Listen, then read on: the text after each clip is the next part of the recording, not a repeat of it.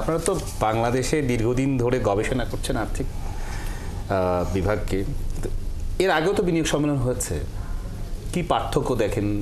দুই বিনিয়োগ সম্মেলনের মধ্যে, ঠিক আগের বিনিয়োগ সম্মেলন আগেরগুলো থেকে এবারেরটা, এবং আসলে কি বাংলাদেশ কিছু পাবে? প্রথমত হলো যে কোনো রাজনৈতিক সরকারের জন্যই তার দিক থেকে বিনিয়োগকারীদের বা ব্যবসায়ীদের জন্য একটা পলিটিক্যাল মেসেজ দেবার প্রয়োজন পড়ে। ব্যবসার পরিবেশ কেমন, ব্যবসার পরিবেশে কী কী পরিবর্তন হচ্ছে, এবং সেই মেসেজিংটা গুরুত্বপূর্ণ, এটাকে আমি অস্বীকার করি না। তো সেই দিক থেকে অন্তর্বর্তী সরকার ক্ষমতায় আসবার পরে ব্যক্তিগত পর্যায়ে বড় বড় বিনিয়োগকারীদের বা বিভিন্ন চেম্বার অফ কমার্স, দেশি বিদেশি যারা এসছেন তাদের সাথে উনি মিট করেছেন, কিন্তু একইভাবে দলবদ্ধভাবে বিনিয়োগকারীদেরকে দেশের ক্ষেত্রে যে ধরনের পরিবর্তনের অঙ্গীকার করা এবং সেই ধরনের বিষয়গুলোকে তাদেরকে একসাথে জানানো, সেটির একটি পলিটিক্যাল মেসেজিং আসলে এটি। তো সেটির গুরুত্ব রয়েছে এবং সেই জায়গাটি আমার মনে হয় যে পলিটিক্যাল মেসেজিংয়ের কাজটি বরঞ্চ আমি বলবো যে ভালোভাবেই করা গেছে এবারের সম্মেলনে। কিন্তু এর মানে এই না যেমন আপনাদের বিভিন্ন জন মিডিয়ার রিপোর্টে মানে কিছুটা বেশি হাইপি বলা হয়েছে যে এই পরিমাণ যাতে বিনিয়োগ চলে আসে, এত বিনিয়োগ আসবে, সেটি আসলে সাধারণত হয় না এবং এটি সময় লাগে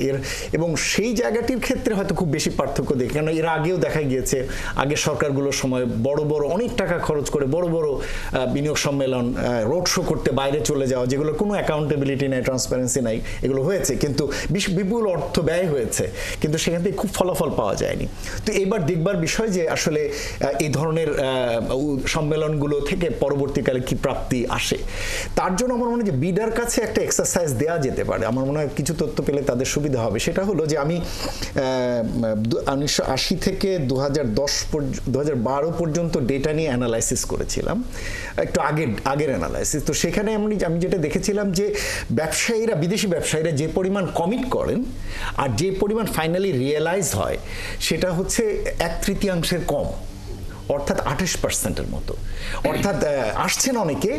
এসে জেনে যাচ্ছেন, কিন্তু পরবর্তীতে কিন্তু তারা আর বিনিয়োগ করছে না, অধিকাংশটি প্রায় 2/3 বেশি আসলে বিনিয়োগ করছেন না।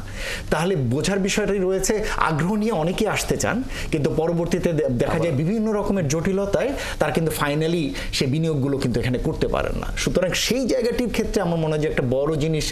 দেখবার দরকার আছে, যে ধরনের কমিটমেন্ট আমাদের বিডা ব্যবসায়ীদের কাছে করলেন, বিভিন্ন সুবিধার কথা পত্রিকাতে যেরকম দেখলে যে সুবিধার কথা বলে যেগুলো তারা দেবেন, সেই জায়গাগুলোতে কতটুকু তারা ফলো আপ করছেন এবং সেই ফলো আপটি তারা আসলে সুচারুভাবে করছেন কিনা, এবং তার ভিত্তিতে যারা আসলে দেখা করতে এসেছিলেন তাদের ফলো আপ টিম বাংলাদেশ আসে কিনা, আমাদের এখান থেকে দরকার হলে তাদের সাথে যোগাযোগ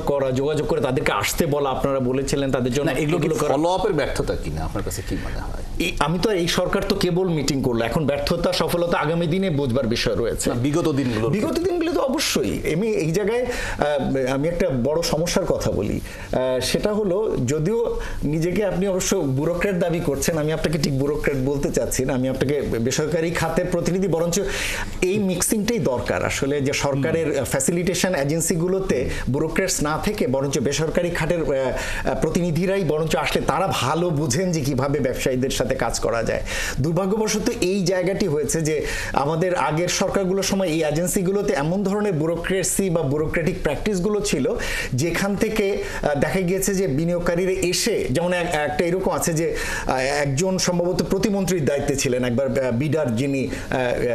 প্রধানের দায়িত্বে ছিলেন, তো তার সঙ্গে নাকি প্রোটোকল অনুযায়ী নাকি ব্যবসায়ীরা দেখা করতে পারতেন না, কারণ উনি মন্ত্রী পদমর্যাদার এবং প্রোটোকল অনুযায়ী ওনার সাথে যায় না।